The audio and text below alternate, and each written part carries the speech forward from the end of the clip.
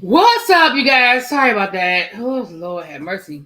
I couldn't find the lipstick I was looking for, so I thought I would pull out something that I hadn't worn in a while. So, I'm giving y'all a little green machine today. A little green machine today. What's going on, everybody? Happy Friday to everybody. Welcome. I think I might see some new names in the chat. So, if you are new, welcome. If you've just been up in the clouds, go ahead. I'm going to go ahead and excuse me. Get ready to get this party started. We're a little early today because I'm going to bring y'all some Bishop Whitehead later on tonight. Now, listen, if you tired of Bishop Whitehead, then just don't come back to the later on tonight. I know some of y'all are sick of him, but listen, he is the gift that keeps on giving over here. So we're just going to have to keep talking about it. I want to say a special thank you to everybody who has been ordering my merch. You guys have been sending me pictures, and I have a video. I'm going to upload this stuff to my Instagram.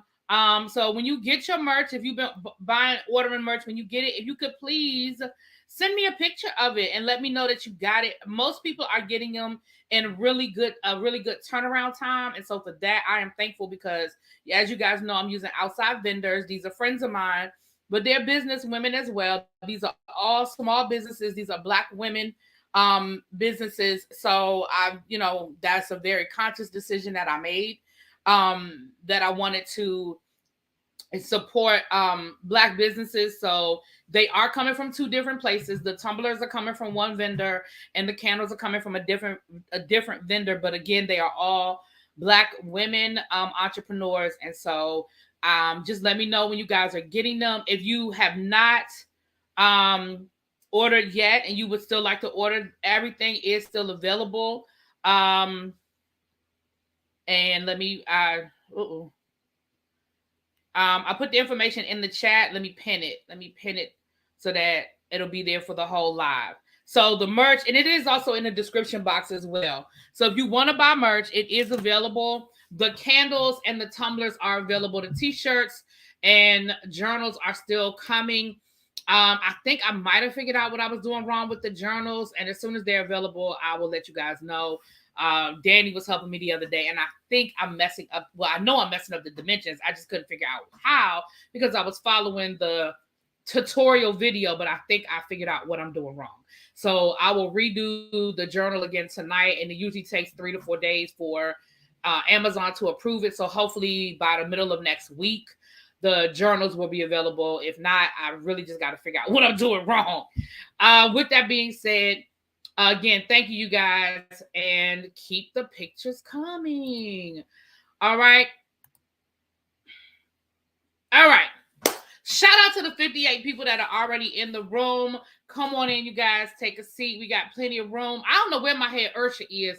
We're going to have to find where Kenneth is. I'm going to have to go. I don't know if I follow Kenneth on Instagram. I got to check on Kenneth because usually he hasn't been here in a while. I haven't seen him since my 10K. I haven't seen him since the 10K party. So I hope all is well with him. If he can't catch the lives, he usually leaves me a comment. So if he sees this live, he'll leave me a comment and say he's good. You know, when I don't see people for a while, I like to check on them. Sometimes people just get busy and they're in the bushes or they're catching a replay. And sometimes people really have stuff going on in their life. And I check on them and, listen, I'm a God-fearing woman. I pray if I can pray. Well, not if, you know what I'm saying. So let me do my roll call and we're going to get into these things. What's up, Morgan? Hey, Patricia. Hey, Cindy. Hey, Tracy. Pat was going to Tracy. Tracy was losing her mind earlier today with Bishop Whitehead. Child, she was blowing me up, girl. I said, Tracy, we going to talk about it, girl. We going to talk about it. What's up, Ebs? Oh, Ebs, I got to call you. Hey, Janae. What's going on, doctor? Hey, Patricia. What's up, Dominique? Cross Country Cruiser. Thank you. And thank you for your support. Miss Baythang. Hey, Katora. Hey, Mr. Willie Brown. How you doing, my love? Hey, L Love. I ordered and received my candles and tumbler. Thank you so much. And again, thank you for your support. What's up, Corner Central? Did you get your makeup? And listen, sorry for the delay, boo, but thank you so much. I charge it to my head and not my heart. I just kept forgetting. You sent me photos too. Okay, Corner Central. I know you always send me stuff. But I'm gonna post everything to my Instagram along with like all the merch information for people who want to support. Hey Jay, what's going on? Montrez, Dominique, hey, what's up, KK? Yes, dropping the apple. I like those apple emojis, y'all. I do like the apples. Yes, the bishop was on Angela Yee's show today. We're gonna do a video tonight. We're gonna break down what had happened down to the Angela Yee show, and we're gonna look at his live from last night. We're not looking at the whole thing, but we're gonna look at enough of it to clown him. I'm telling y'all now, we just clowning tonight. And so if you over it and you tired of talking about him, I get it. My feelings won't be hurt, but baby, we clowning tonight. Okay, we are clowning. Yes, let the weekend begin. What's up, number one Eagle fan? I just cannot understand why this man didn't shut his mouth when all this stuff first started. Now the whole world is looking at him not the way he wants them to. I am not going to call this man a narcissist because that is a clinical diagnosis, and I'm not qualified to give a clinical diagnosis. However, I will say he has narcissistic traits. And one thing about a narcissist is that they cannot shut up because they think they're the smartest person in the room. They always think they're the smartest person in the room. And so they feel like they can talk their way out of everything and they can over-explain. And when we talk about it later on tonight, when we listen to him on Angela Yee and I point some stuff out, he really said too much about certain things. And he actually, we're going to get there. Caught him in some lies, child. Caught him in some lies. He just don't know how to shut his mouth. It's just... He don't know how to shut his mouth. That is just it and all. That is it and that is all. He does not know how to shut his mouth. So, with that being said, we're going to get into it. Okay. I'm sorry, y'all. Okay. Raven says she needs to order her merch. Who is Bishop Whitehead? Oh, Aquarius goddess, baby. Listen. Long story short, he's the bishop that got robbed on live last summer, and it's just been a whole situation ever since then, child. He's the gift that keeps giving around here. Hey, Virgin Love, what's going on? My sister stole my vanilla candle. It magically ended up in her purse. Girl, give her the link and tell her to order her own. Remember that commercial in the 80s? When it was the commercial of all the Black love songs, and he was like, brother, let me borrow this album. And he was like, no, my brother, you must go get your own. You got to be a certain age to remember that commercial. You got to be a certain age. Hey, Paul, how you doing? The journals are coming. The journals are definitely coming. And again, y'all, it's just been, hey, Corey, what's up? I don't know what I'm doing wrong, but I'm going to figure it out because I don't like when I can't figure something out. Well, I'm going to figure it out. You're going to have your sister arrested. Child, like Tamika. Thank you, Abby. That's right. Everybody drop a like on this live. Listen, I beg everyone to go to the Shade Room story on the bishop and just point and laugh. We're going to be pointing and laughing tonight. Abby, I might even let you come up here. I don't know if Abby got to do the Ready to Love panel tonight or not, but Abby, I might let you come up here, child. Because I'm going to invite Jonathan, too, because when he started preaching from the book of Job, I need my scholars up here. Hey, Miss Queen Diva. The live tonight is going to be at 10. It's going to be at 10. I scheduled it. It's going to be at 10. At 8 o'clock, I'm going to be on TSF Entertainment. Abby, one of my mods, can y'all drop the link for TSF? We're going to be doing a live conversation about last night's episode of Bel Air. And then I'm just going to take a break. And then I'll be back at 10. The Bel Air live really shouldn't take that long because the episode didn't seem like it was that long. When the credits started rolling, I was like, dang, it's over already. I mean, I'm sure it was still an hour, but it went really fast because the storyline really was a central storyline. It really wasn't too many side stories in this episode. So it should go, the review shouldn't be that long. That commercial, no, my brother, you must go find your own. I heard that Jay Prince was arrested, and then I heard Jay Prince did a live sitting poolside saying, don't believe everything you hear. So, child, I tried to get that information before we went live, and it seems like there's some sort of contradicting story, so who knows? The reality is we saw with Bishop Whitehead, he could have absolutely been arrested and be out on bond before we ever found out about it, so who knows? Child, he was preaching from the book of Job. He said this is his Job season. You're welcome, Queen Diva. And again, my apologies that it took so long. I found out another vendor that I've been trying to order from. Her website is down. So, like I told you guys in the members only live, and I'm going to do it differently next year because I'm still going to do my 12 days of Christmas. But I'm going to do it differently. You live and you learn. But I was really trying, again, to support small Black-owned businesses, especially for the Christmas holidays. And I was trying to order from a lot of small vendors.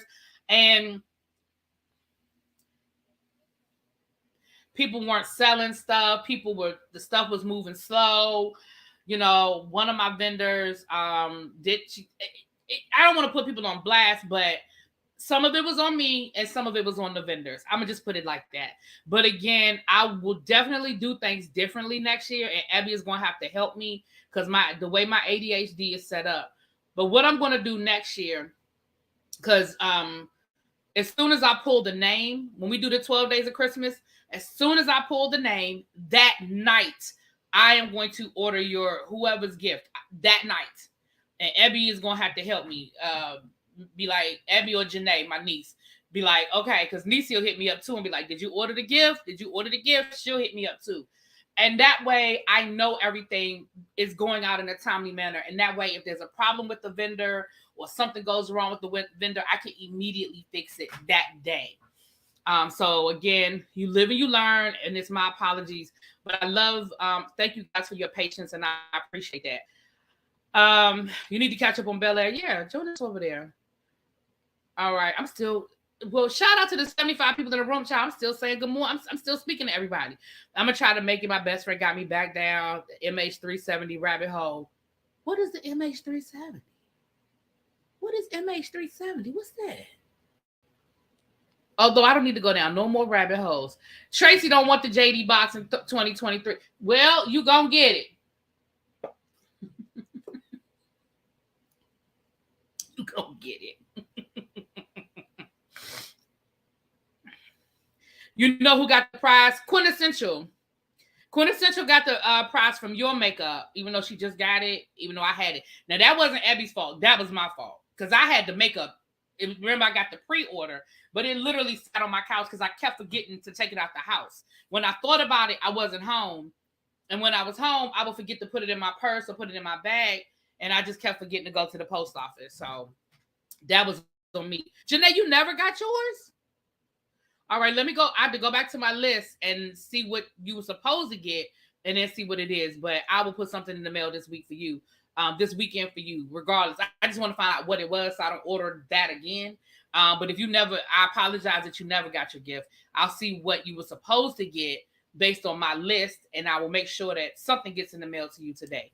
Today, before I close my eyes and go to sleep, something will be in the mail today.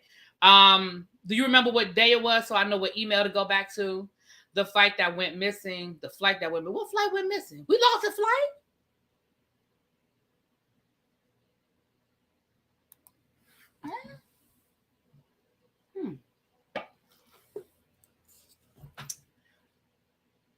You think it was a shirt? Okay. Then I'll make sure you get a shirt. And again, I'll order today. I'll either order from Spiller Boy TV or I'll order from Empower Tees. One of the two. I'll make sure you get it. Okay, you guys. So, and Abby, remind me. So, let's go ahead and get into this. Okay, so listen. We have not been here for a tribe meeting for a couple of days. So, there are a couple of things that's going on. So, I'm going to start with sort of the oldest stuff. And then I'm going to work my way up to the stuff that's kind of going down today. We even have a few, shit you did not ask for. What's up, Mims? Hey, boo. Mims, when my Really Be TV t-shirts come, I'm going to make sure you get one. And you better wear it on your show. And you better wear it on your show when you got like 1.5 thousand people in your chat.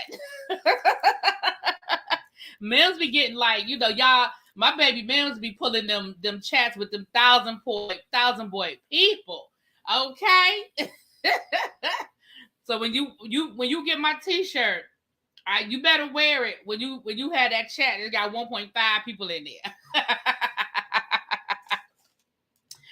All right, y'all, let's get into it. So this happened a couple of days ago, but we still gonna talk about it because, child, we have a whole list of when athletes gone wild. Child, we got a whole list of athletes gone wild. Let's get into it. As my girl Misha, in my opinion, says, well, let's get into it if we're gonna get into it. All right. Oh, child. Ooh, I hit the wrong button. Y'all, my nails is toe up. I done popped 2 nails in the last 2 days. I had to get my nails done this week. And it wasn't time for me to get my nails done yet, but I'm gonna have to go on and get them done this week because I can't be walking around with nails missing. That's just, I can't do that. That's just a whole situation. But 2 of my nails done popped off. One popped off today and one popped off yesterday. I'm not sure what that's about. My nails don't usually pop off. What's up, Jonathan? Jonathan, you are invited to be on the panel tonight when we talk about Bishop Whitehead. And listen, I only call him Bishop Whitehead to be funny. Please understand that. But he was preaching from the book of Job last night, and I need your expert opinion if you are available. You can talk from the chat, though. If you don't want to come up, you can talk from the chat, child. All right. Let's talk about what's going on. Joe Mixon, and I'm glad I kind of waited on this because there's actually an update to this story. So Joe Mixon, who is an NFL player, okay, got into a little bit of situation. Bishop Blockhead Wright got into a little bit of a situation. So let's talk about it. The story, the original story,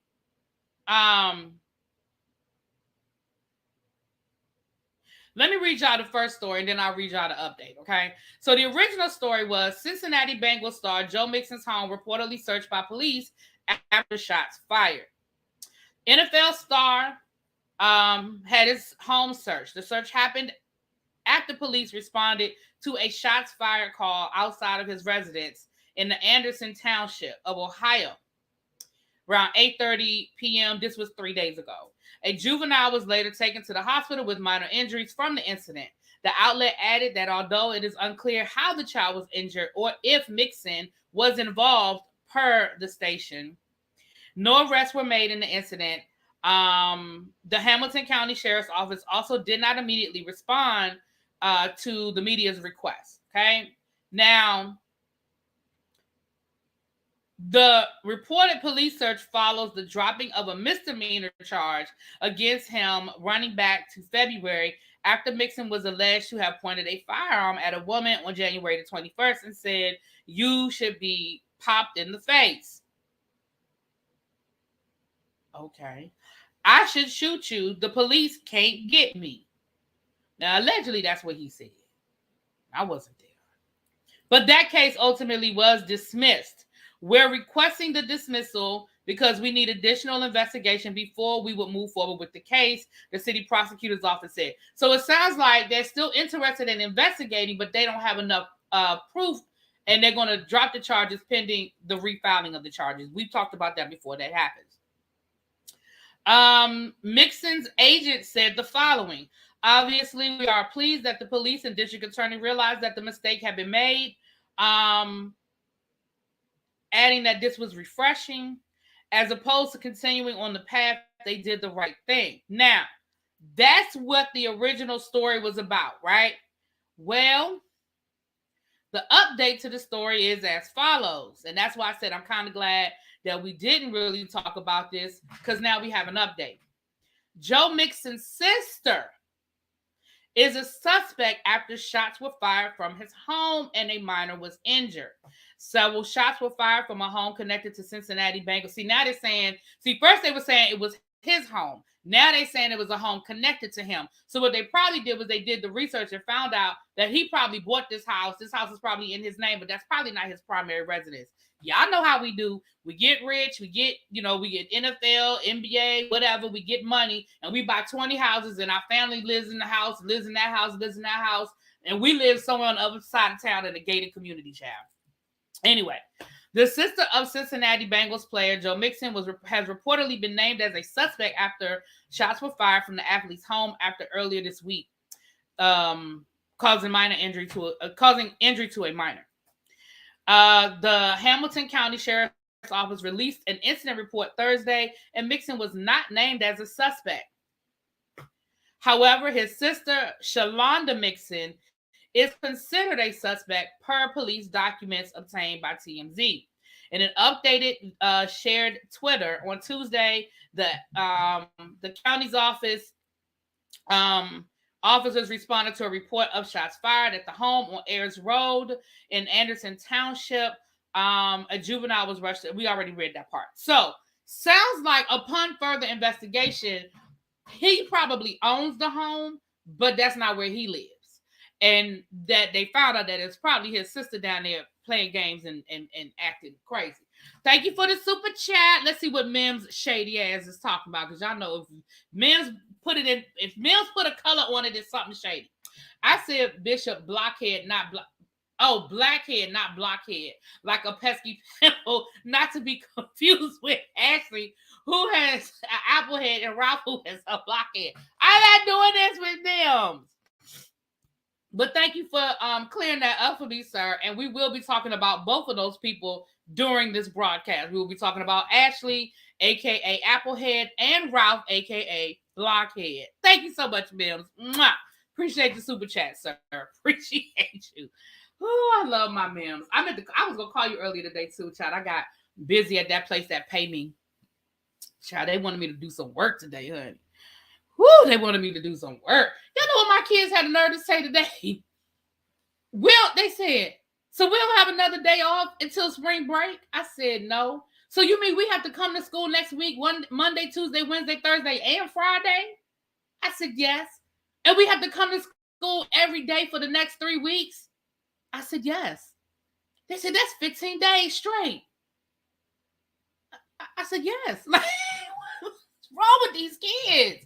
Golly. Although secretly, I was feeling the same way. Secretly, I was like, so we don't have another day off until spring break? That's it? Because we had, this last Monday we were off. Technically, we weren't off, but we were off.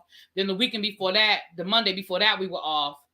And then I think not the Monday before that, but like 2 weeks before that, we had a day off. Child, but I was feeling the same way though. I was like, dang, we gotta come all 5 days next week. Oh. Exactly, KK. I was thinking the same thing. So it sounds like Joe Mixon has been cleared. And like I said, I'm glad that we kind of waited, because then that way we got the update all in one. Another story that I'm glad I did not immediately jump on is the story of Shawn Kemp. Now, for those who do not know who Shawn Kemp is a former NBA Hall of Famer for the Seattle Supersonics. And he had a situation a couple of days ago as well. So let's talk about what happened with him. So first, the reports was saying, I hope YouTube don't get me for talking about all these stories involving a pow, but it is what it is. So first, the announcement was that Shawn Kemp had been arrested and booked on charges that he was involved in a drive-by, situation. And that's what was being reported. It was just all over the place. Oh, he was arrested. He was involved in a drive-by. Right? Then we get some clarity on what happened. So let me read you. Let me see if I can find the full article, because he has been he's been arrested and now he has been released. So let me read you this story about what had happened, child. Shawn Kemp, a former Seattle Seahawk, a Seattle Sonic, is out of jail after spending one night in the Tacoma jail. Kemp was initially arrested for a drive-by, but his attorney tells Fox that his client was not involved in any type of drive-by.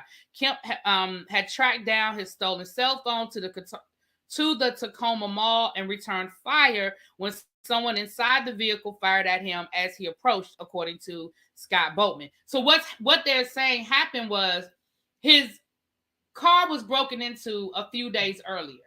And because of, find my app, locate my phone, because of all of that technology, he was able to locate his phone.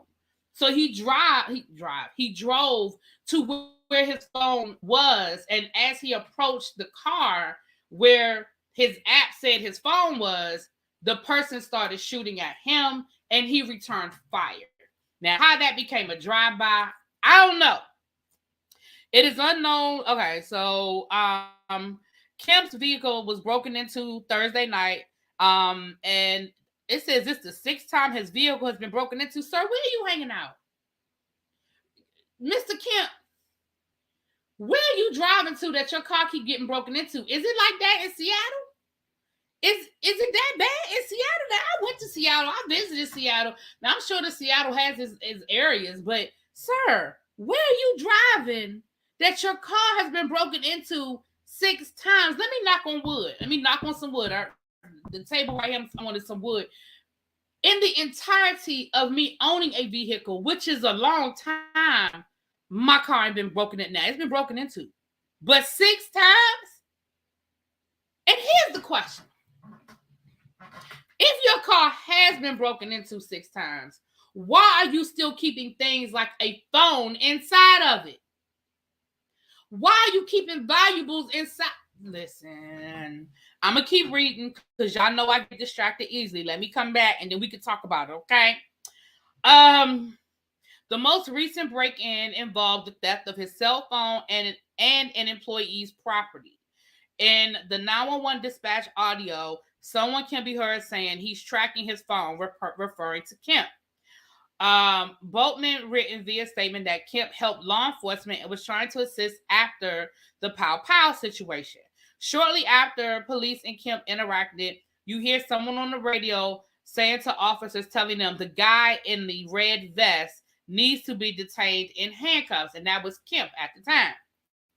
Individuals inside the vehicle, they used the weapon at Mr. Kemp, who then returned the same thing. There was no drive-by situation as previously reported. Kemp appears to have left the Pierce County Jail shortly after noon. He was released and there were no charges filed at this time. Now, that doesn't mean that they won't file charges moving forward. So let me say this. A couple of things I'm going to say about this. It does sound like he made some bad decisions as far as going and following and tracking down the people that broke into his daggone car and stole his property. But it doesn't sound like he broke the law. Bad decisions, broke the law. 2 different things. Now, let me say this to y'all. 2 things. This happened to a student of mine a couple of weeks ago. Maybe January-ish. This happened to a student of mine. She was working at a part-time job. She works at a restaurant. And you know how if you're at a restaurant, especially like mom and pops or little restaurants, you know how when you go to the bathroom, you can see into the kitchen or you can. So her purse was hanging on a peg. And she showed me the video, the surveillance video where you literally saw the girl walk back there, grab her purse and walk out the restaurant. Well, she was doing the exact same thing. She was tracking her phone and tracking her AirPods. And she was like, I just want my keys back. She was like, I don't even care about the phone and stuff because I don't want the AirPods back. Because she could tell they were using her AirPods because they kept moving. She was like, I don't want them back. I'm not putting them in my ear again. Like, I don't care about the AirPods. I don't even care about the phone at this point. I'll just get a new phone. She was like, I just need my keys and my wallet. Like, I don't want to have to go get my ID again. I said, so let me explain. So she was like stalking these people. She was like, well, I'm gonna just wait for them to go home. I said, and call the police, right?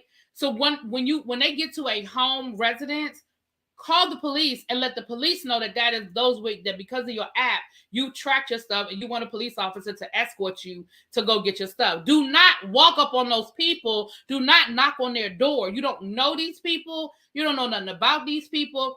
And if they were bold enough in the middle of the day to walk into a restaurant, go behind the counter, steal your purse and walk out, do not put yourself in a dangerous situation and roll up on them. Like, just don't do that. And she stalked them for a couple of days on her app. She did. And then finally, I think she just said, forget it. Because she just didn't want to have to, she was like, I have to go get a new key for my car. Like it was a thing. So I say that to say this. Modern technology gives us all those wonderful things, but in a situation like that, y'all don't do that. Like you don't know who you rolling up on. You don't know what the situation is. Do not do that. I'm saying this to all of y'all. I don't care what kind of weapons you have. I don't care what kind of jiu-jitsu training you have. I don't care how tall you are. I don't care about nothing. Do not roll up on somebody who has literally stolen from you, because it's probably not going to end well. Okay? Number 2. Stop leaving valuable stuff in your car. Like, in her situation, they stole it. They stole her purse. That's not what I'm talking about. But I don't understand how this man said his car has been broken into 6 times, yet you still got an iPhone or whatever other stuff you had in that car. That's stupid. Because here's what I'm gonna say: if you were careless enough, like, oh, I just leave my phone in my car, then what that says to me is you ain't need your car that bad. I mean, you didn't need your phone that bad. Now, I know every once in a while we make a mistake. Every once in a while we make a mistake. I know there have been times when I've gotten out to get gas and be like, oh, shoot, I done left my phone on the seat. That was stupid. Somebody could have walked. You know what I'm saying? I've done that. I ain't talking about that. But if my car had been broken into 6 times, I'd probably be a lot more diligent. I probably would be a lot more diligent. Let me tell y'all something. When I worked at, I told y'all once before, I worked at the bank. I used to repossess cars, not personally, but I worked in the repo department. I promise y'all, the minute we picked up somebody's car, all of a sudden, child, they had the RHOP diamond in the trunk. They would call us, hey, Nadia, they would call us, and baby, they had the RHOP diamond in their trunk. They had $5,000 under the seat. They had a vintage, one-of-a-kind Louis Vuitton watch. Like, the stuff they would call us and say was inside of their car, because when you get your car repossessed, depending on certain situations, sometimes they'll let you get inside of the car to get certain belongings. Like if you had a baby and it was a car seat, you know what I'm saying? Like a lot of times we would have people call us and say, look, y'all can keep the car. I can't afford the car, but can I get my car seat out? Like, can y'all please let me get my car seat? And stuff like that. Again, it was really up to who we contracted through, because we weren't personally picking up people's cars. We contracted with different tow services, and depending on the situation, they might. But the type of stuff that people would call us and claim they had in those cars, I'm thinking to myself, if you had all of that, you could afford your car note. Like, y'all, it was so ridiculous. Like, if you had all of that, child, you could afford your car note. So I don't know, Sean Kemp, it does not sound like, you just went out of your way and was just powering on people. But I still had some questions. Like, where are you parking your car that has been broken into 6 times? I had questions, sir. Because, are you driving, $70,000, $80,000 car in the hood? Because I feel like if you're driving a $70,000 or $80,000 car and you are in a $70,000, $80,000 car type of neighborhood, the likelihood that they're going to get you 6 times is slim. But if you're driving a $60,000, $70,000, $80,000 car in the wrong neighborhood and don't nobody know you, then that's another thing too, because if they know you, and I know what Tracy get ready to say or Xavier get ready to say in a minute about the drug dealer Bay thing, but if they know you, they're still not going to touch your car. It could be a $300,000 car. If they know you, they're not going to touch it. Y'all hear what I'm saying? Y'all understand what I'm saying? Y'all hear me? Y'all hear what I'm talking about? Okay. So when you driving that car, because they would just be like, oh, that's Sean's car. He down here visiting his boy. And they won't touch it. People do it all the time. Athletes do it all the time when they, are they from a certain hood and they come back home? It happens all the time. What Mem say? Are you reading Mem's comment on the thing? They need to buy an Apple Tag or GPS tracker you can put in your phone or luggage check bag. It tells location and stuff. But that's what he did. That's how he tracked it down. Some sort of app or something like that. I knew Tracy was gonna say something. Child, I hope this coffee ain't gonna keep me up all night. I'm drinking it kind of late. I ain't mean to drink it this late, but baby, I was sleepy earlier, and I was like, "Woo." At this point, I'm starting to think you are the kingpin.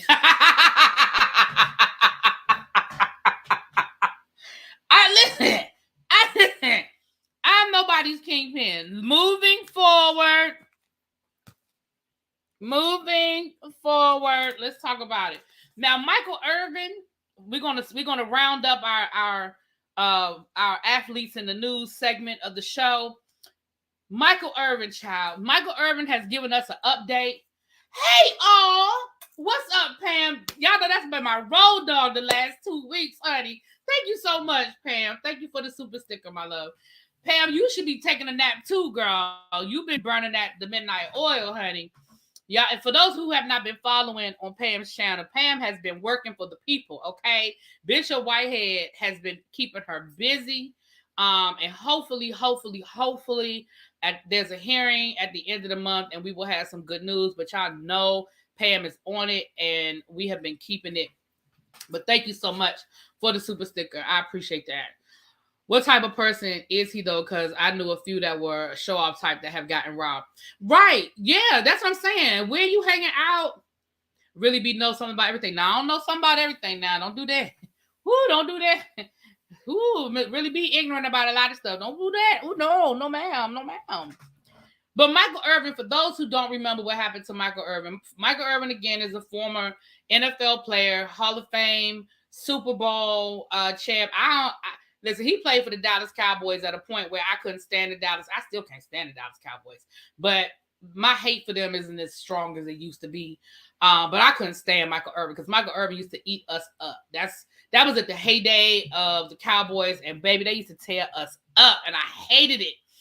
But during Super Bowl week, he is now, hey, Miss Tiva. What's up, Miss Tiva Lassie? How you doing, my love? At the height of, during Super Bowl week, he works for the NFL Network. Probably makes a really, because he's been doing it for years, probably makes good money, right? His contract is probably very lucrative. Well, during Super Bowl week, he was literally pulled from the Super Bowl coverage amid some allegations that he was inappropriate with a hotel employee at the hotel where he was staying. Here's where the problem comes in. The problem comes in with the fact that without him or his attorneys really being able to know what it was that he did, he was pulled from coverage, and he was just told that there was an allegation against him that he was inappropriate with a hotel employee. They wouldn't tell him the woman's name. They wouldn't tell him what the inappropriateness was, but he basically lost out on whatever he was, he lost out on whatever he was supposed to get that weekend. As far as coverage, I don't know about his pay. I can't speak to his pay. And of course, y'all know in the climate that we live in of the Me Too movement, it only takes an allegation. It doesn't have to be real. It doesn't have to be serious. That's what we've been talking about with this Real Housewives of Potomac situation. That's why that has been so serious, because it doesn't take a lot for a situation to break down like that, right? And so with that being said, Michael Irvin, then he is suing the NFL. Hold on, let me make sure I don't want to tell no lies. I believe he's suing the NFL Network and he's suing the hotel. Because he's like, I don't know what happened. And y'all basically punished me for something I didn't even know I did. So his attorneys filed paperwork. I want to make sure I'm saying he's suing the right person. His attorneys filed paperwork to get a copy of the video, because there was video footage of the incident that happened. They wouldn't allow him or his attorneys to see it. They had to file paperwork in order to see the video so they could see what it is that he was accused of. And they have now gotten a copy of the video and they viewed the video. So earlier this week, they had a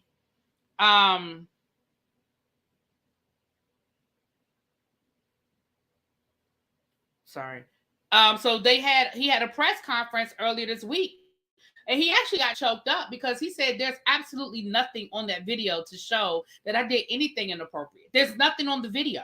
It shows him doing exactly what he said he did. The woman approached him about taking a picture. He took a picture with her, and that was it. Like, he had a brief, now, of course, they can't hear. There's no audio, but there's nothing that he physically did inappropriate, according to him. And so they had a press conference, basically very upset by it and saying, he was like, this really, and the witnesses actually support Michael Irvin. All of the witnesses that they've talked to, according to Michael Irvin, support Michael Irvin's story, support his version of events. And he said it reminds him of a time where, a white woman could accuse a black man. And I'm like, remind you of a time. When did we leave that time? Because last I checked, we're still in that time. Like, I don't remember us not being in that time period. But let me read you guys. This is coming from BET.com. Witnesses defend Michael Irvin's interaction with hotel employee who accused him of misconduct. The two people who witnessed Michael Irvin's encounter with a female employee at the hotel says that the interaction was friendly, prompting Irvin to comment that black men used to get lynched for similar accusations.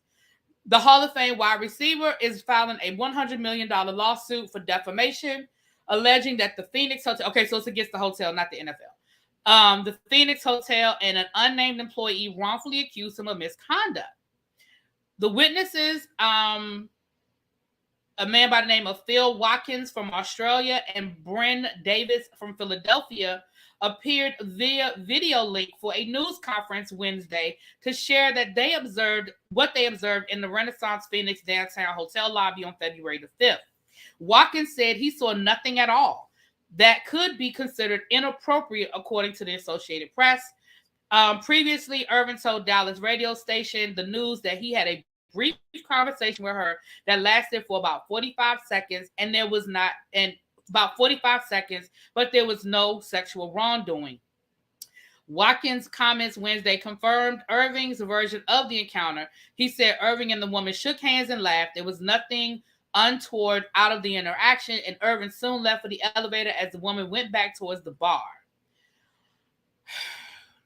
For weeks, the Marriott International refused to allow Irving and his lawyer to see a hotel surveillance video of the encounter. Instead, Marriott filed objections when the two judges ordered it to be given. The Marriott finally allowed McCatherine, that's his lawyer, to watch a short video Tuesday, March the 7th, in the attorney's office. McCatherine was never given a copy nor permitted to make one.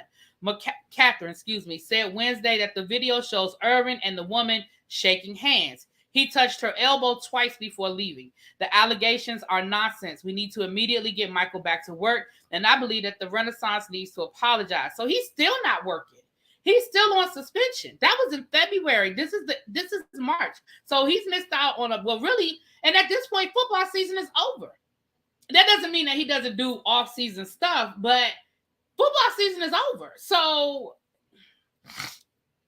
Marriott's response also offered a vague clue about the alleged wrongdoing, saying that Irvin made harassing and inappropriate comments to the female employee. So basically, they're going to say, yeah, the video doesn't show him doing anything, but we can't hear what he said. And she's saying that he said da-da-da-da-da-da. Now, she's going to probably say that he, made, what's the word I'm looking for, y'all? Offered, to come on up to my room, yada, yada, yada type situation. But it still sounds like the way that this was handled was inappropriate. Like, this wasn't handled well, and the fact that they will not allow his attorneys to make a copy of the tape, and the fact that he had to actually get two judges sounds very familiar, right? Judge, with Bishop Whitehead, you had to get two judges to say, no, he has a right to see the tape, and y'all still wouldn't let him make a copy of the tape. It sounds like bull hockey to me. Yeah, lewd comments, they're going to say, she's going to say, oh, well, he made, what was that movie back in the day? It's an actual term I'm looking for. That movie back in the day with Woody Harrelson and Demi Moore, where they were a married couple and they propositioned. What was it? Y'all know the word I'm looking for. It's an actual term I'm looking for. It's giving scam, nothing in decency and in order. I agree. It does. It sounds like some old bull hockey. And again, I ain't gonna say that man didn't say nothing to that woman because I wasn't there. I just wasn't there. Indecent proposal. Thank you. I knew y'all was gonna get it. Indecent proposal. Yeah, she's probably gonna say that he made some sort of, look at the whole. Everybody know what I'm talking about now. Shout out to the chat. They probably gonna say that there was some sort of indecent proposal, right? But y'all. And y'all know, I ain't even no Michael Irvin fan, but in this situation, this goes beyond football. This is about decency and order, right?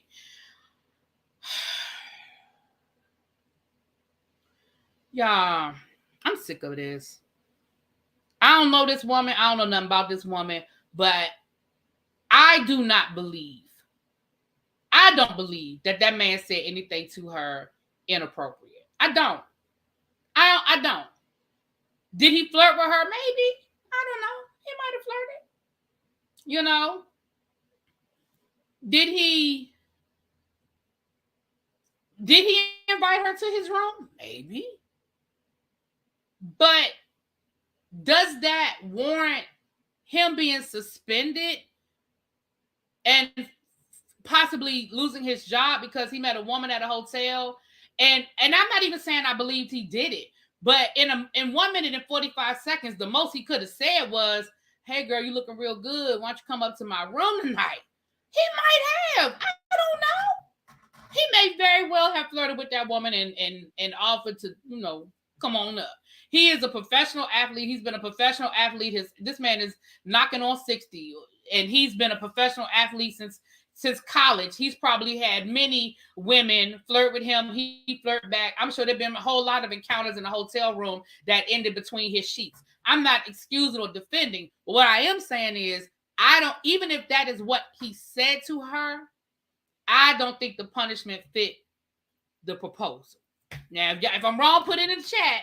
Tell me I'm wrong. Tell me that's too much. But I just think, at what point, y'all gonna get men to the point where they scared of talking to you. And then y'all gonna be complaining about that. But they just rude. Men don't even speak no more. Well, hell, when they speak, y'all be trying to get them hemmed up. You're a few minutes behind, Abby, but you good. There's a meeting in my bedroom. Right. He may very well have said that to her. I ain't above thinking that the man flirted with her, and I'm not even above thinking that the man said, "Hey, girl, I'm in room, 1504. Why don't you come through when you get off work?"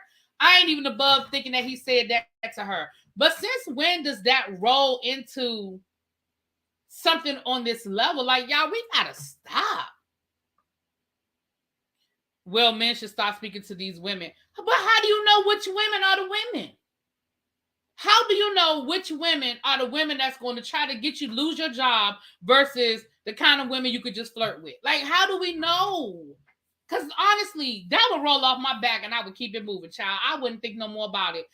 I just wouldn't. I'd be like, "Oh, Mr. Irvin, you be tripping." And I would keep it moving. I wouldn't think no more of it. That's why Keanu Reeves stands with his hands in front of him in pictures. But that's why a lot of men, then y'all wonder why these men be getting women to sign these NDAs. 50 Cent said that any woman he has ever been with, well, since he's been a celebrity, they got to sign an NDA saying that they absolutely are here of their free will.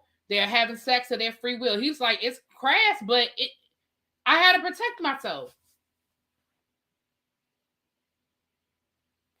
So anyway, that rounds up the athlete section of our show, child. That was a whole lot. That took us almost a whole hour to get through.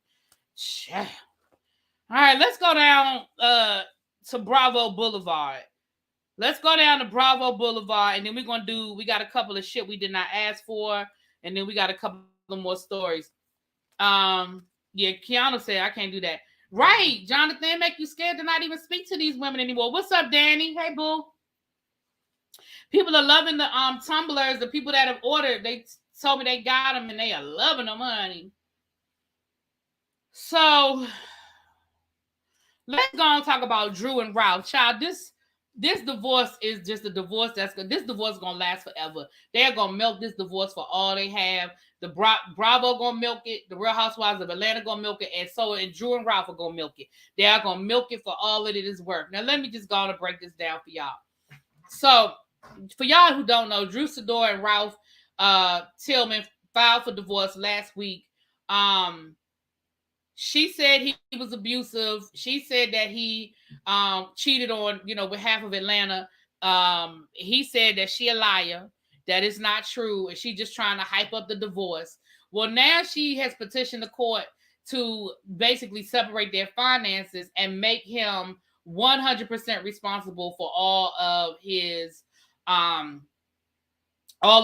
expenses as it relates to his paramours. She said, what I won't do is pay for you to cheat on me. What I'm not going to do is pay for all of the roses that you sent, all the hotel rooms, all the lingerie, all the purses, the perfume, the Louboutins. I'm not paying for none of that. Whatever bills you got over there, you done racked up, try to be player, that's on you. I'm not, no ma'am, I'm not, no sir. But this is what I got to say about this.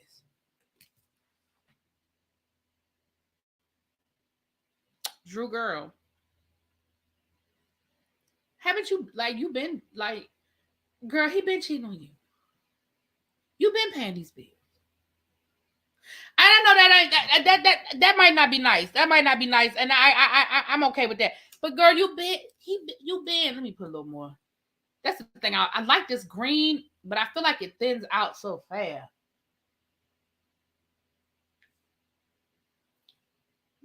Okay. Anyway. As you guys know, they've already started refilming confessionals, and they're getting footage of the divorce that they can splice into the season. So, child, expect them to milk this for as long as they can, child. Expect them to milk it. I don't like Drew and can't figure out why. You said what I was thinking. My thing is, I don't dislike Drew one way or the other. I mean, I ain't crazy about it, but I don't, but I just feel like this.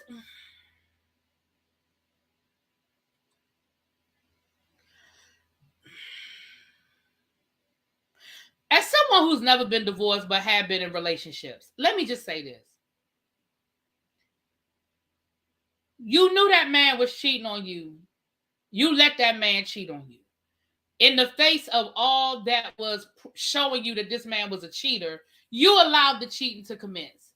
Now that you have reached the end of your road, shout out to Boys to Men, or actually shout out to Babyface. Now that you've reached the end of your road, now all of us are supposed to act shocked and jump on the bandwagon. Girl, we know that man was cheating on you all this time. And you've been paying for, hey, what's up, Pat? You've been paying for lingerie and romantic dinners and Louboutins and Louis Vuittons, and you've been paying for all of this stuff. Now all of a sudden we supposed to care because now you care? Ciao, bye. And again, I'm glad that you finally got to the end of your rope. But girl,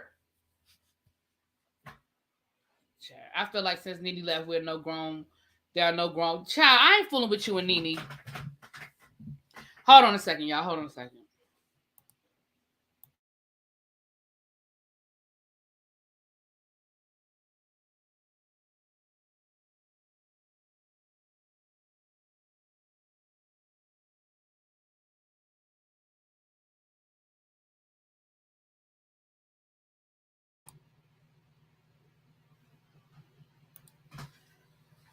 Oh, child.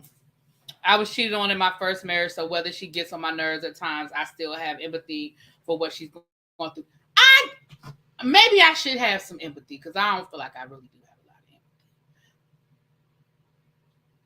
How much is this? I be feeling like, you be coming in here like like I done had you on the stroll and you bringing me your money or something. you be coming in.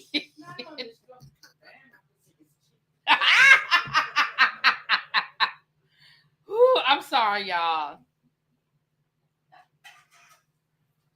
Okay. Yeah, y'all are funny. Again, this could be a storyline. No, I think it's real, and the only reason why I say I think it's real is because they're done filming. She filed for divorce after they're done filming. They were done filming. They were done with their green screens. They were done with their confessionals. They actually were doing the photo shoot for the cast photos when the story broke. So they actually have started filming again for the season. That's the only reason why I say I don't think it's storyline. I think they purposefully waited for the season to be over to file for divorce because she didn't want it to be a storyline. That's what I think. Because remember, or a storyline for next season. Because no. Yeah, well, it will be a storyline for next season. I mean, maybe she did it so she would have a guaranteed storyline for next season. I don't know. But the fact that the show was supposed to come on in May and they were done filming, I don't know if I think that it was for a storyline. Maybe for next season, but I don't think for this season. You know, she didn't let him cheat. We should care if there was some sort of abuse. Let's uplift this woman who had the courage to walk away. Oh, listen, if I'm not beating up on this woman, I just ain't jumping. I mean, y'all can jump, and that's cool. I love y'all. But listen, I know it's not easy to walk away from a marriage. I ain't never been married, but I know it's not easy. So I don't want to feel like I'm just not that. I know it's not easy. All I'm saying is what I'm not getting ready to do with Drew and Ralph for the next 6 months is every day y'all dropping another tidbit and I'm supposed to feel some kind of way about it. I'm not. And if that makes me cold-hearted, then I'm sorry. Do I think that Ralph was mentally abusive to Drew? Yes, we all saw it on the show. I mean, if that's what the cameras caught, can you imagine what was going on behind closed doors? I absolutely believe that. And I ain't about to sit here and make it seem like I don't feel like, now I don't know about the physical, I wasn't in their house, but I saw mental abuse. I saw manipulation. I saw how he, would have her twisted up in knots. I do. And I know that it's not easy to walk away, especially when there are children involved. But let me tell you, like I said, what I ain't about to sit here and do is every week, y'all want to drop every 2 minutes, drop a story. I ain't doing it. I ain't doing it. I stopped watching Real Housewives of Atlanta. Do people like Drew? I mean, everybody got fans. Hell, I didn't know Robin had so many damn fans until this season. I said, well, where the hell y'all been for the last 5 years? Because y'all sure ain't been defending her. Now, all of a sudden, Robin got a whole fan club down to Potomac, child. I understand the point really be hearing something every day is too much. I think the producers made them go back and shoot more scenes because of what happened with Robin. I think the producers made them go back and shoot more scenes because it's a juicy storyline. You know what I'm saying? I mean, the producers are doing what the producers are supposed to do, which is the point that everybody was making about Potomac. You're filming a show about your life, the good, the bad, the indifferent, the good, bad, the ugly. And I think that we've gotten so used to these stars creating the storyline that they're comfortable with, that when real life happens, they don't really know how to manage it like they are used to managing it.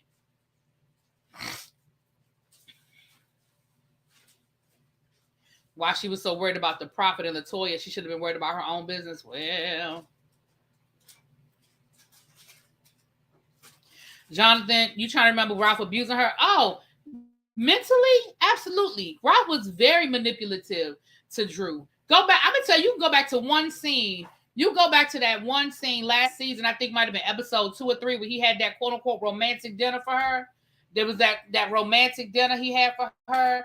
And how he twisted that whole thing up.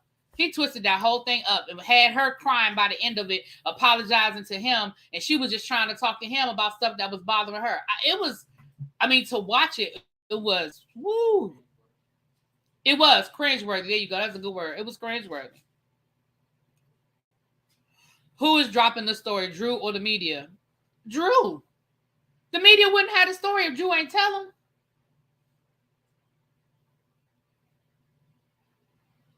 Oh, Lord, Morgan. I don't blame the women for Potomac. I blame the producers, because if this was Atlanta producers, Juan's mistress would have filmed the scene. I am curious because to hear Robin's version of the story, the quote unquote mistress reached out to everybody. So I would be curious to find out if the mistress reached out to production. I will be curious to find that out. And I'm gonna say I don't think they did, only because of everybody's reaction, including Andy's, after everything came out. I don't think this woman reached out to production. And I'm gonna tell you another reason why I don't think this woman reached out to production, because Carlos is very good friends with the showrunner for Potomac. And y'all know if Carlos ain't had that tea.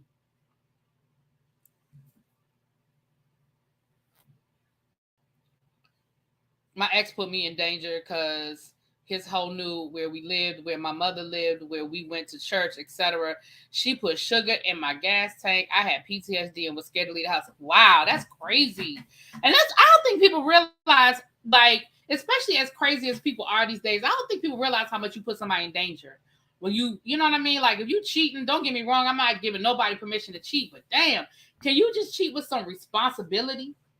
You putting me, you exposing me to stuff. You put me in danger. You know what I'm saying? All right. But anyway, that's them. Now let's ride on up 85, right on up 85 to Potomac. Chris Bassett, baby. Chris Bassett has been talking, and he has been putting all the business out there. And Chris Bassett said that somebody slid in his DMs and told him that production paid Giselle, will offer to pay Giselle and Ashley to add a little more sugar to that story. And allegedly, Giselle was supposed to say at the reunion that when they were in that room, Chris grabbed his crotch. Now, that is what Chris said. Chris said that somebody slid into his DMs during the season, alleging that this is what happened. He said he didn't think nothing of it because people come into their DMs all the time and say crazy stuff. And he said he didn't think nothing of it. He didn't think it was true. He said, but then leading up to the reunion, Giselle was doing these interviews where she said there's more to the story, and I'm telling all at the reunion, there's more to the story, there's more to the story. And he said, Chris said that perked his ears because he was like, well, wait a minute, what's more to the story? And it went back to that DM. He said the day of the reunion, he went to production with the DM and said, listen, I'm not accusing nobody. I'm just showing you this DM. And based on what Giselle has been saying, that, oh, there's more to the story, there's more to the story, I'm a little nervous. I'm a little worried that this is true now, because there's nothing more to the story. Like, the story has been the same all season. What more to the story is there? So during the reunion, and so production was like, oh, no, don't worry about it. Giselle loves her job too much. She would never do this. This is not true. We don't believe it. But then if you notice during the reunion, and when Chris brought it up, I said that did happen. When they were talking about what happened, when Chris and Giselle were going back and forth, there was a part when Ashley leaned over and said to Giselle, when Chris was like, tell me what I did. And I think that's another reason why Chris was so adamant about, tell me what I did, Giselle. Tell me what I did. And Giselle wouldn't, remember, Giselle just got quiet. She wouldn't speak on it. And that's, you pay attention. Ashley leaned over and Ashley said, well, Giselle, was there a gesture? Was there something in his posture? Was there something that made you feel uncomfortable? And Chris said, as soon as Ashley said that, that was a red flag for him. And that's when him and Candace really went into overdrive.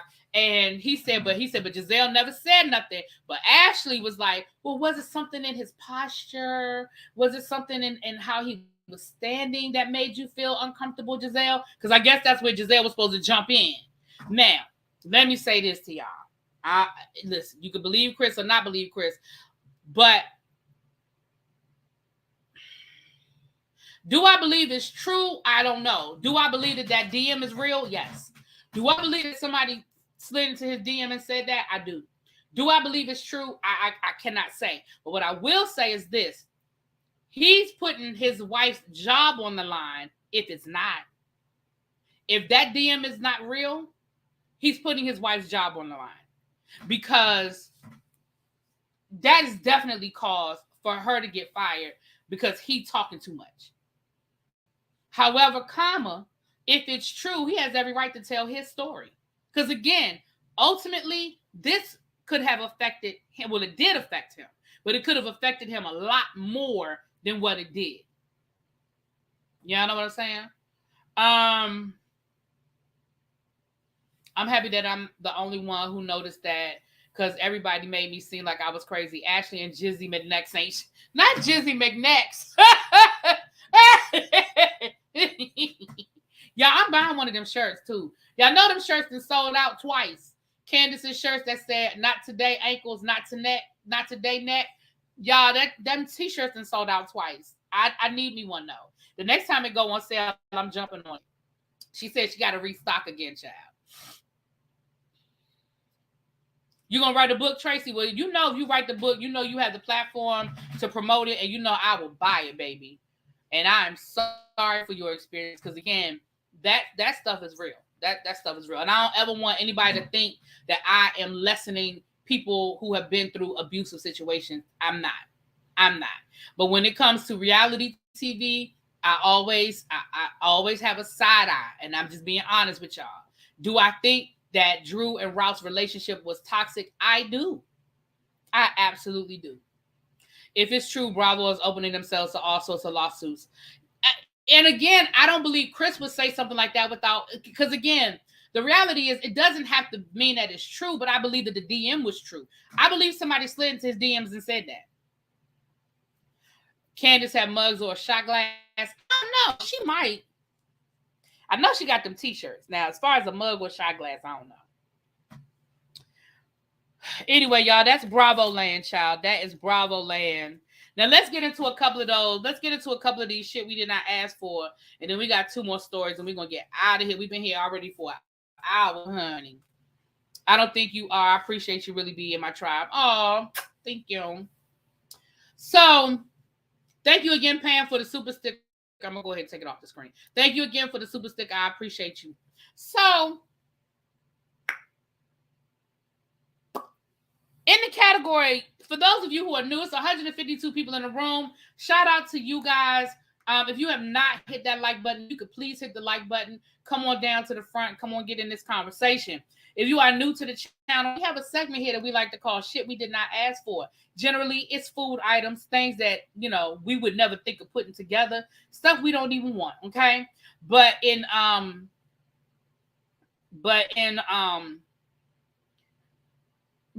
it's TV shows, sometimes it's people, sometimes it's, you know, whatever. But in this case, you know, we're going to check this out. So, for those of you who are new here, it's a 1 in the chat if it's something you would ask for. It's a 2 in the chat if it's something you wouldn't ask for. And it's a 3 if it's a hell no. 1, yes. 2, no. 3, hell no.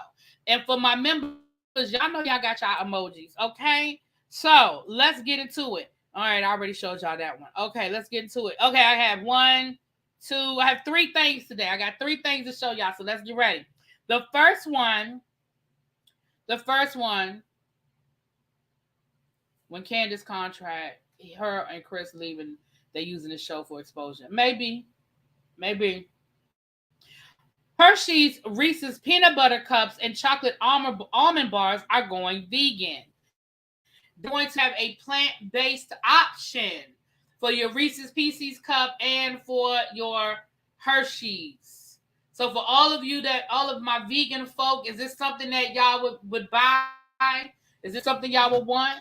Okay, I see a 3. Hey, Whitney, how you doing? I see a 3. Anybody want this? All 3s? Oh my goodness. None of my vegan people? None of the vegan people want this. Y'all want it? Oh, I thought the vegan people would want this. I'm not vegan, nor do I eat a lot of chocolate. I don't really eat chocolate, so I don't care one way or the other. I promise you, I try. I don't care. Okay, Tracy says she might try it. Why does candy have to be vegan? I don't know, child. Why does candy have to be vegan, child? I don't know. I'm not vegan, but let the vegans have it. Okay, let the vegans have it. Vegan people don't eat candy? Question mark. I don't know. Morgan said, nah, I ain't here for it. See, here come little baby said it might be good. I knew Ebby was gonna want it. I didn't even have to ask Ebby. I don't have to ask Ebby these things. Okay, y'all ready for the next one? All right, let's clear the board. We're gonna clear the board. Let's get to the next one. Baskin and Robbins introduces chicken and waffles ice cream. Are we with this? The chicken and waffles ice cream? Chicken and waffles ice cream. Now, listen, this is what I'm going to say about this. Now, we know that we got waffle cones and we have like the waffle bowls. So we have had the waffle before. It's the chicken part that I'm questioning. Chicken flavored ice cream?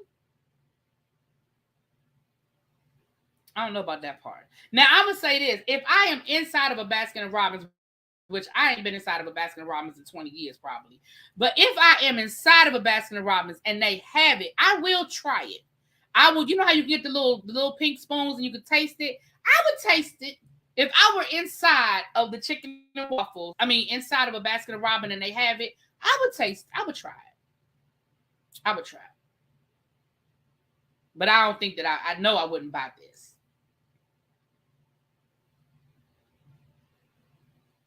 But I would try it. All right. Okay, I see a lot of threes. Lord, I see more than threes. H to the nod. Chicken and waffles don't need to be an ice cream. They doing too much. They doing too much, y'all. They are doing too much. All right, here's the last one. Shout out to the 147 people in the room. What my likes looking like? What are my likes looking like? I would have to come through America for a Baskin & Robbins to try it. I would have to come through America. Huh? I don't understand what that means, little baby. I don't know what that means. I would have to come through America. I don't know what that means. I said, I don't know why, but I'm offended. What you offended for?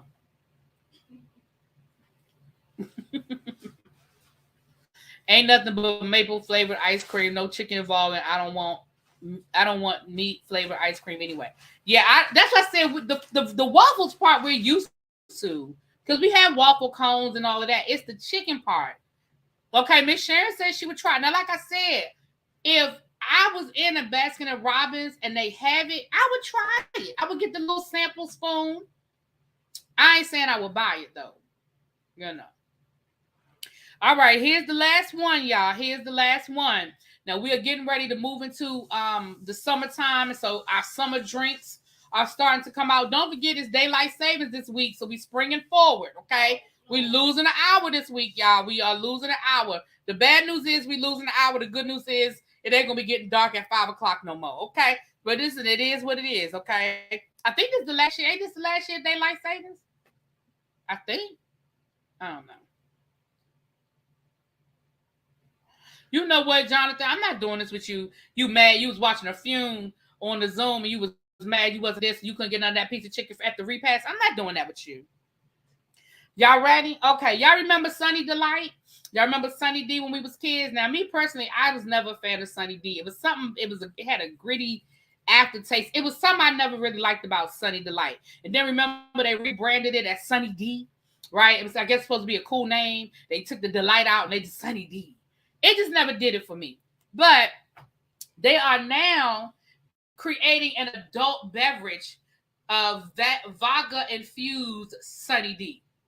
Vodka spritzers, okay? Now, remember last summer we had all the Ciroc spritzers. I remember I even did a taste test of the different Ciroc spritzers.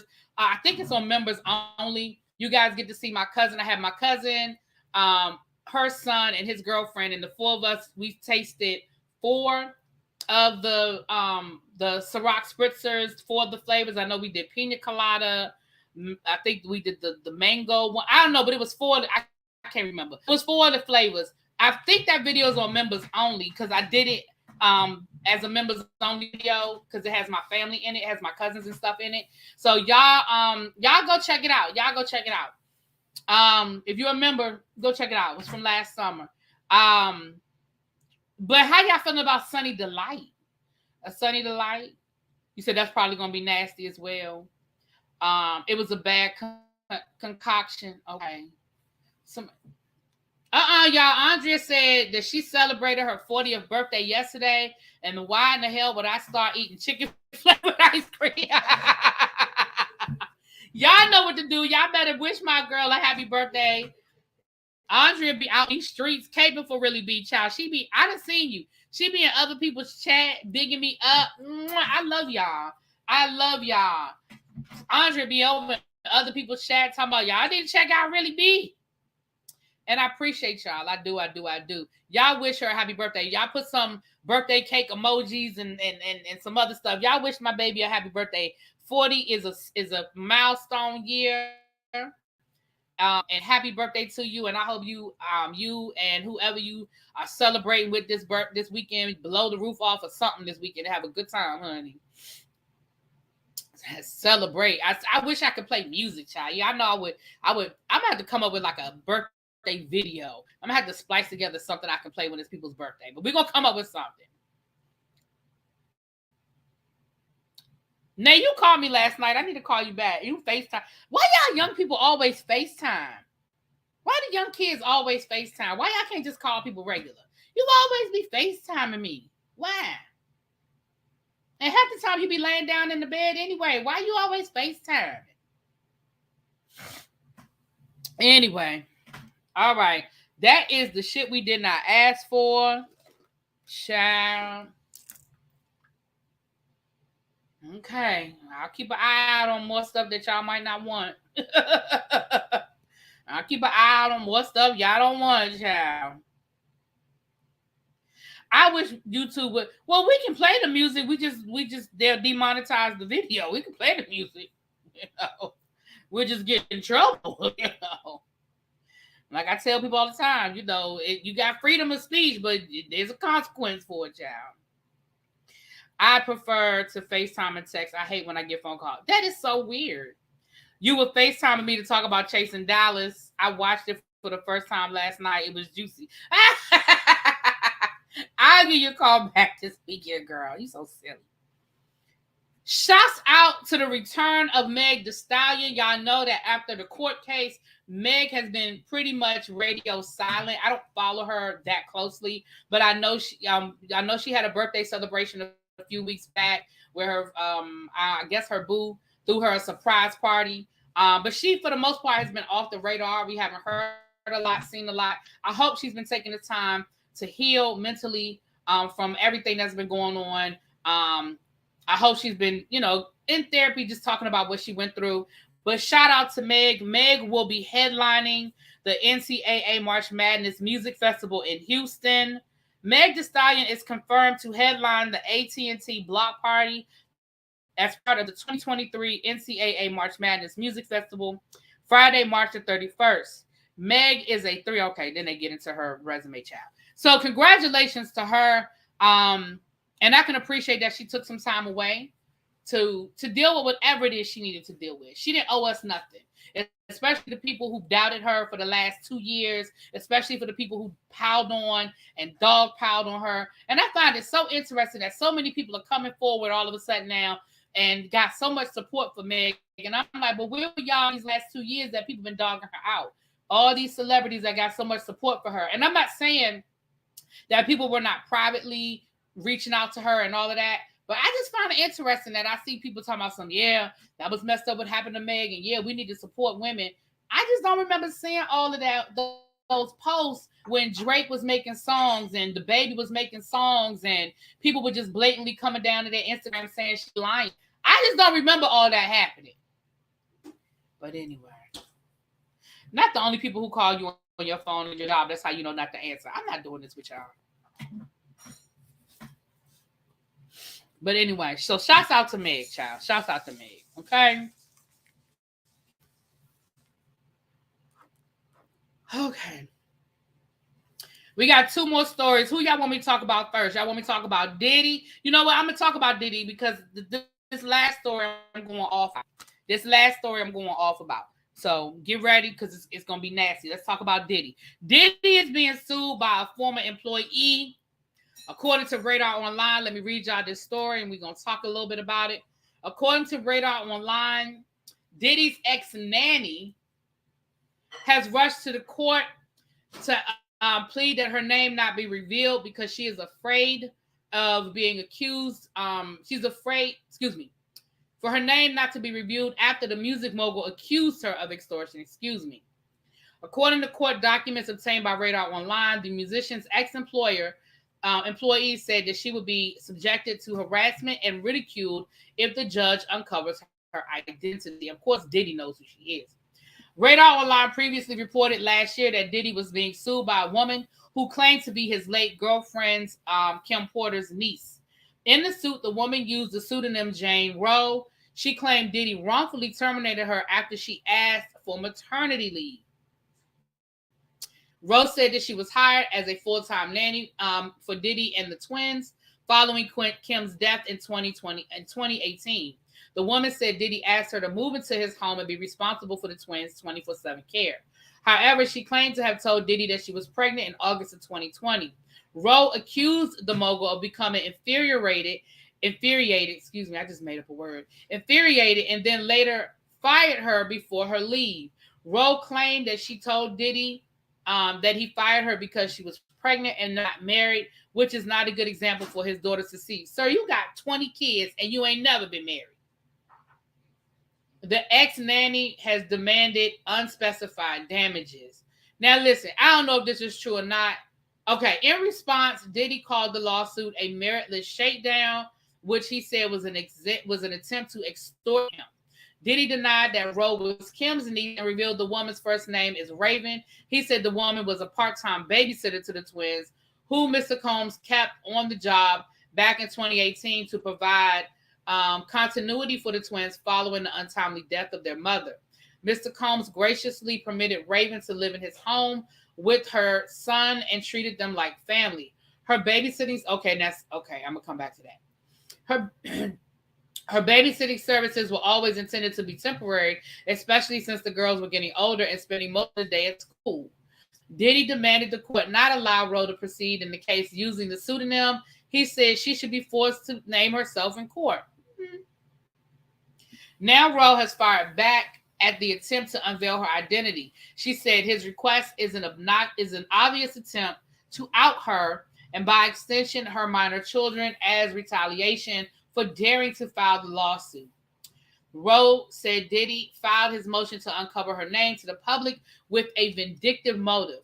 She said he would suffer no harm if the case proceeded with her using Roe. Roe said the only reason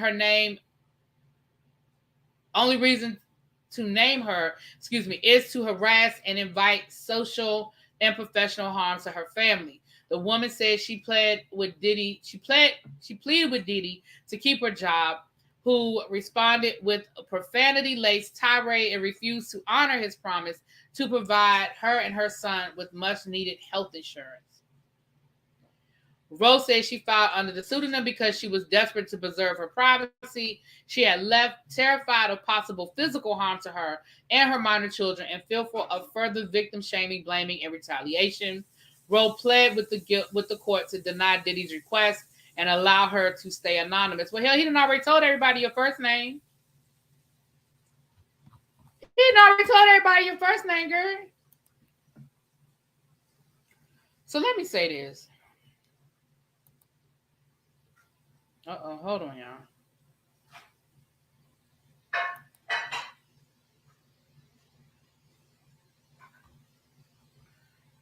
Hold on, y'all. My computer is freezing up. Hold on. It won't let me. Okay, here we go. He real bold for this BS. Diddy Bop has some nerve. Surprise, surprise. Just call me. Men always want to FaceTime or Google Duo when I'm half asleep. Right, just call me, child.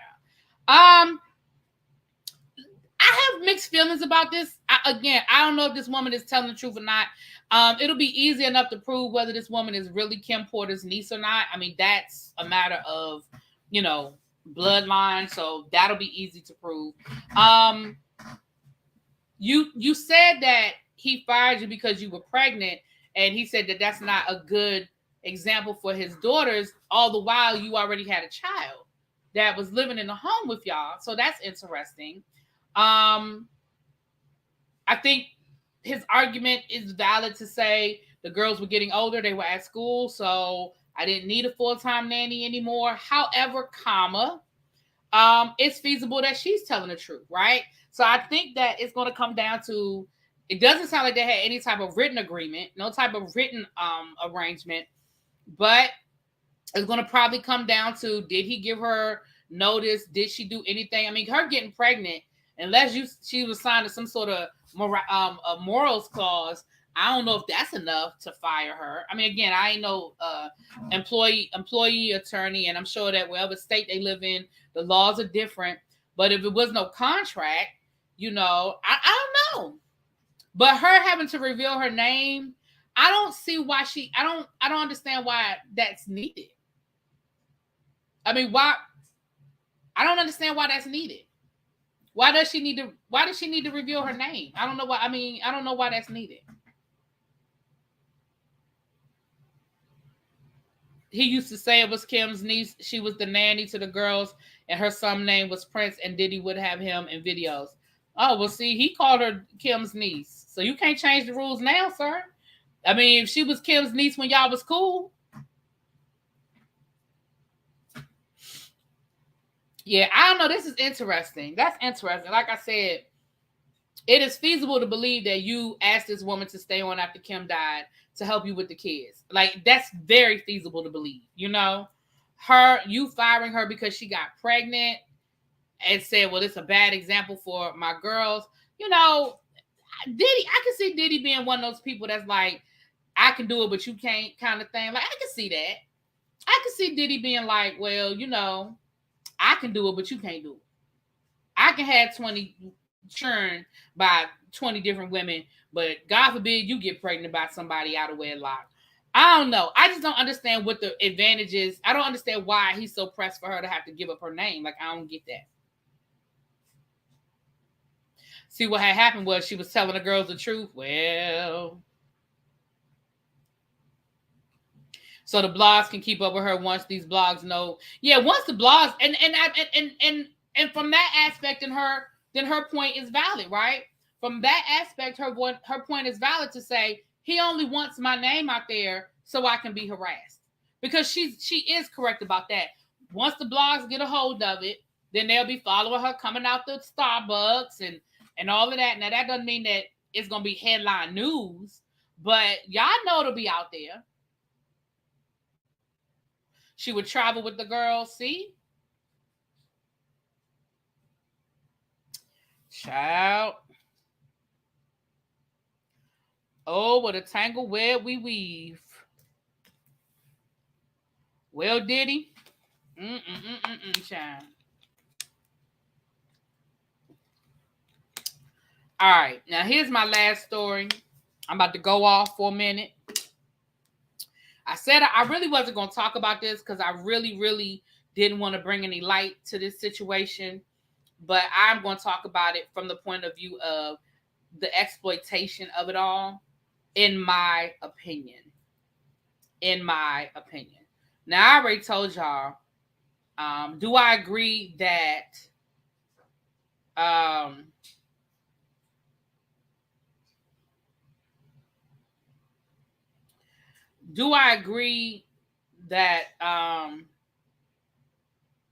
we'll do that one the next time, Tracy. Tracy just sent me another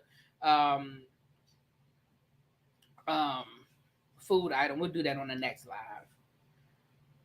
Zeus has announced their official cast for Bad Boys 2 out of Texas. Now, y'all already know how I feel about Zeus. Y'all know that I feel like Zeus is the lowest common denominator. I feel like Zeus has built their whole foundation on exploiting people. Now, they ain't invent this. Let me be clear. Zeus ain't invent none of this. They did not invent this mode. But I do think that they are lowering it to a level that is dangerous. I think that they are lowering it to a level that can get somebody unalived. Okay?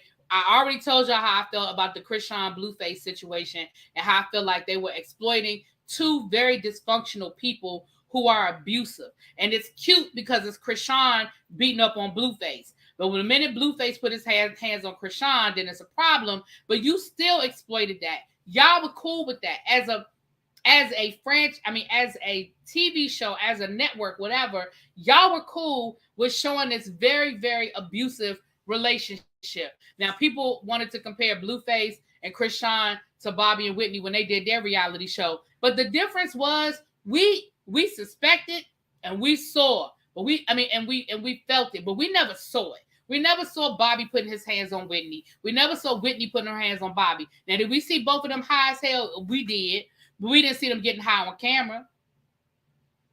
Now, we saw them high as hell. With Bad Boys, the first season of Bad Boys, y'all know I didn't even finish that season. I was reviewing it and I said, I just can't even finish this, okay?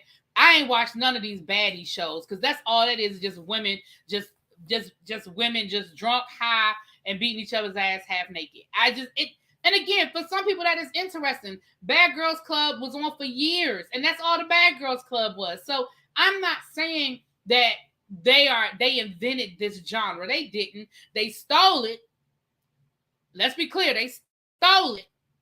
Baddies ain't nothing but Bad Girls Club, and Bad Boys, they done stole that from a YouTube show called Bad Boys. And it's the same concept. Here's my issue, though. The same problems that I had with Blueface and Krishan, I'm going to multiply times 20 with this new cast of Bad Boys 2. Now, let me read y'all the people that's on the cast, and then we're going to go one by one, and we're going to talk about why this is problematic. The first one, we have Jonathan. The second, Jonathan Wright, the hairdresser. He was on last season. Okay. Next, you know what? I'm going to leave the most problematic at the end. We have some boy named Mo City. I don't know him, but I'm sure we're going to find out who he is. Some boy named D. We have a boy named Big Lie. We have somebody named, hold on, y'all know I can't see. Big Lou is his name. And we have somebody named Aran, Ahran, Aran. ReallyB is coming back. Anthony is coming back. Here's where it starts to get problematic for me.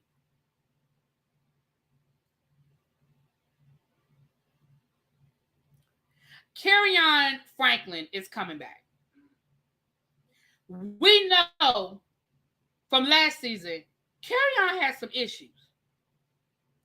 Prince from Love and Hip Hop Hollywood is coming back. I mean, not coming back, but who's going to be on there? Raz B from B2K. And Orlando Brown. Now, let me tell you why this is problematic and why this is not even funny at this point. Let's talk about it.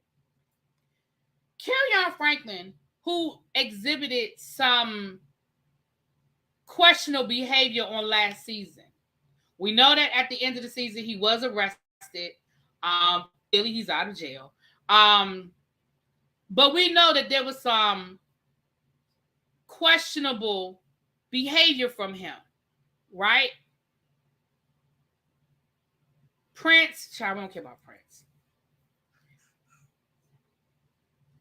Jonathan Wright, although entertaining, and by the time he attacked these people, we was over them. But let's not forget that this man showed up and attacked somebody with a whole damn chair. Let's not forget that he was whooping somebody's tail so to the point where the man ran out the house and hid in a tree.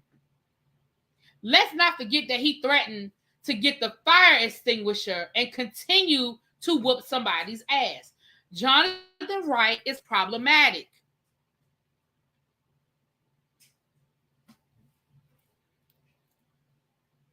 He didn't have an unalive charge, but there was some convoluted way he was connected to a missing woman who came up later to be deceased. I think he was driving her car or something like that. Raz B, who has definitely been open about his mental health struggle. Do we think it's the best idea for him to be in this pressure cooker of an environment? We know that he's been violent in the past. We know that he has been open about, dealing with PTSD and dealing with depression and dealing with a lot of these issues, right? It's very well documented. Is this the best environment for him? Now, let's end with Mr. Orlando Brown. Y'all, do I even need to go any? Orlando Brown? Orlando Brown? who is clearly dealing. At one point, he got clean and he was looking good. But in his latest mugshot, excuse me, let me find. I'm gonna pull it up. I'm gonna let y'all see this man's latest mugshot. He was just in court a couple of weeks ago, on a assault charge, alleged assault charge.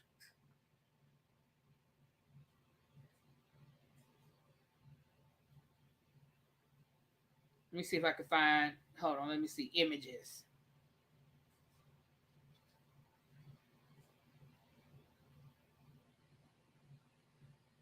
Oh Lord, sorry y'all. Hold on.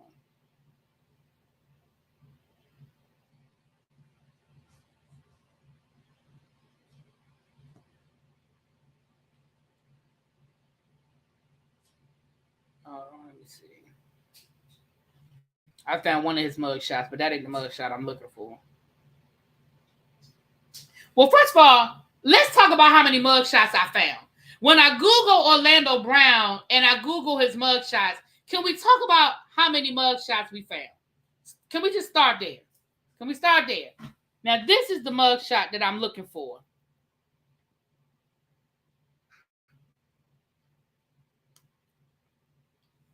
I can't blow it up. Hold on. Let me blow it up.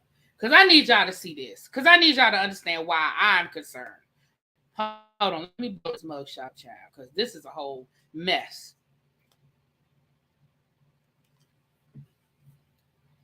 Does this look like a sane person? Does this look like a person that needs to be in a house where the sole purpose of people in this house is to just fight?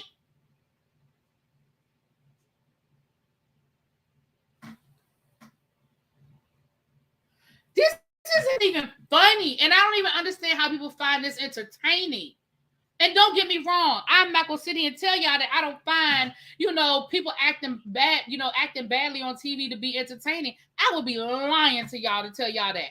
That would be a whole lie. I watched Chasing Dallas last night, and they had a whole fight over there, and I was having a good time watching it. I thought it was entertaining as hell.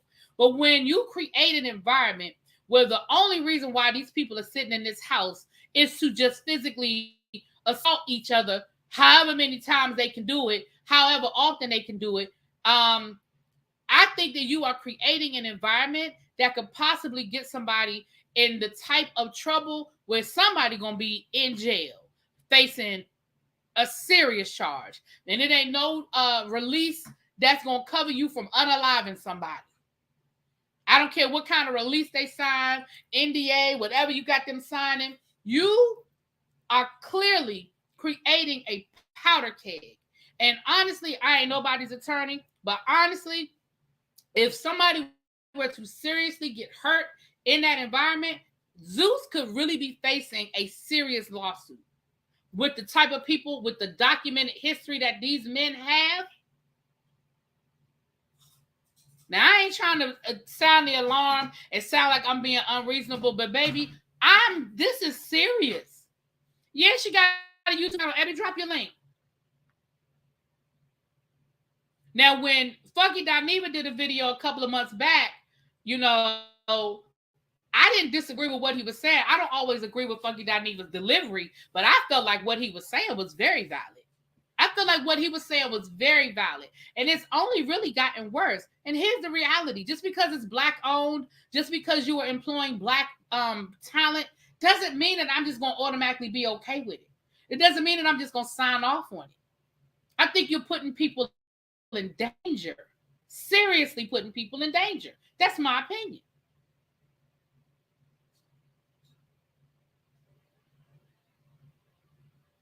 All they do all day is drink and smoke. Right. And create an environment. Like at this point, we already know what the expectation is. Last year on Bad Boys, they didn't even get off the damn Sprinter bus. And they had 3 fights before they even made it into the damn house. Hell, they got into a fight at the damn photo shoot. That's why Andrew Caldwell took his happy ass home. He said, "Oh no, y'all ain't playing. Y'all really want to put your hands on me. Oh no. I thought we was just playing. Oh, y'all really want to fight. Oh no, I'm going home." And listen, I don't agree with Andrew Caldwell on too much stuff, but on this one, I was with him. The fuck? Like, I can play around and talk a bunch of shit with the rest of you, but y'all really want to fight me? Oh no, I'm going home. Relly B was fighting. He fought two of the white boys before they even got off the sprinter bus good, and he had no good reason. He just said, I was mad. I thought you was. He fought the one white boy because he wouldn't fight the other white boy. Y'all remember that? Relly said, either you're going to fight me or you're going to fight him. I said, what? What kind of 19 is that? Either you're going to fight me or you're going to fight him. What kind of shit is that? I'm just saying. I just remember my grandmama telling me that I better go out there and fight or she wouldn't let me in the house. That's what made me think. And no, I wasn't that child. It's just crazy to me. And I agree with you, Cali girl. And that's why I stopped reviewing Bad Boys. That's why I told y'all I was not going to review Blueface and Krishan. And if you notice, I very seldom even talk about them. I think the last story I brought y'all was that she said she was pregnant. Now, I don't know if the girl pregnant or not, because honestly, I don't even be following it like that. I mean, of course, it comes up on the blogs, but I try my best to not entertain them. And I said I wasn't going to talk about this, but I said, I want to talk about it just to talk about how pissed off I am. And then I'm done with it. Because the reality is they've already filmed the show. So it's not like I can stop them. They've already filmed the show. And whatever happened already happened. But I tell you what I'm not doing. I won't be watching it and I won't be reviewing it. And I promise you that. I won't be. Just like I didn't watch Blueface and Krishan. I didn't watch not near episode. Zeus is going to mess around and get sued. Y'all remember? Listen, and again, my old heads who remembered Indecent Proposal, y'all going to remember this. Y'all remember back in the 80s with Jenny Jones? Y'all remember the Jenny Jones show? Back in the day when everybody had a talk show, when we had 20,000 talk shows, everybody was trying to be the next Oprah. And Jenny Jones had an episode where a boy was on there and he brought his best friend, who was another boy, that said he had a crush on him. And that boy, when they got back home, that boy shot him because he was embarrassed because he didn't want people to think he was gay. And remember, Jenny Jones, the show was sued. Now, I think they ended up settling. I don't think it went to court. I think they. What happened? The Jenny Jones show won? Oh, the Jenny Jones show won, but they got sued. Pat just watched it. I thought they settled. I knew it didn't go to trial. I knew the case never went to trial, but I thought they settled. But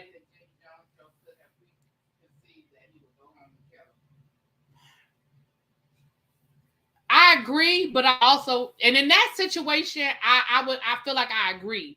But in the case of Zeus, I think Zeus can absolutely anticipate that this ain't a good idea with those people. Now, last season, maybe not. The people they had on there last season, okay, people talking a lot of shit, whatever. But this season, you are clearly creating people that, number one, have a very documented history of not just violence, but also mental health issues. And that doesn't mean that people who have mental health issues are violent. That's not what I'm saying. But what I'm saying is when you put somebody that's already struggling in a powder keg like this environment where all the expectation is fight or flight, and you give them all the drugs they want, you give them all the alcohol they want, you are in my opinion, you're creating a powder keg.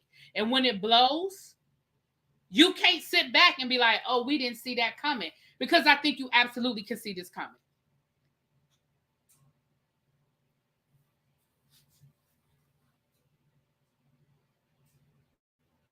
Oh, it did go to trial? Okay, Nikki Turner said it did go to trial. Yeah. No. That's what she's saying. Yeah. Okay, because I said I didn't think it went to trial. But no, I know you said that. I know you said she won. But I didn't know it actually gone through a trial. But I remember her getting sued. Kerry Washington, no, she got a big head, big forehead. Why is she wearing her hair like that? I'm sorry. She was on The View today, and her forehead was just out. And she don't need to wear her hair like that. But anyway, y'all, I've been on here for almost 2 hours.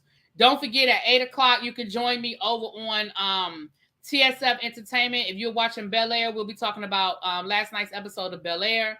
And then we'll be back here at 10 o'clock to clown Bishop Whitehead, child. We are going to clown Bishop Whitehead. I'm sorry. Y'all know my ADHD kicked on because the TV playing in the background. I just looked up and saw forehead. My bad. I just looked up and saw a forehead and it was Carrie. And I love Carrie, but I didn't realize she had all that forehead going on. It was a lot. It's a lot.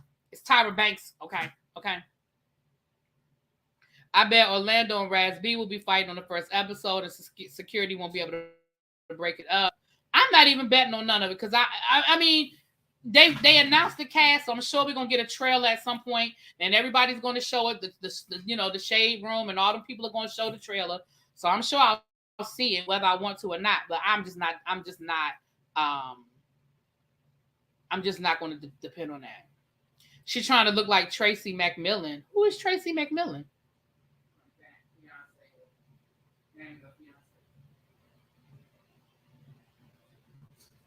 Carrie's in a new show Hulu called Unprisoned, based on Tracy. Well, I knew she was in the new show Unprisoned, but I didn't know it was based on her life. Oh, wow. That's interesting. Thank you, Pat. That's interesting. Not leave us big head, forehead girls alone. All right, I'm sorry. I'm sorry. I was going to watch it because I love me some Kerry Washington. I was going to watch it, but I didn't know it was based on her life. That's interesting. Okay. All right, you guys, let me get out of here. Like I said, it's been almost 2 hours. Appreciate y'all's attention. We had a good time tonight. I hadn't been here. We hadn't had a tribe meeting since earlier this week, so I owed y'all this. But we're going to be back at 10 o'clock to clown the bishop, okay? All right. I'll talk to y'all later. Peace. Girl, he was on Angela Yee today, child.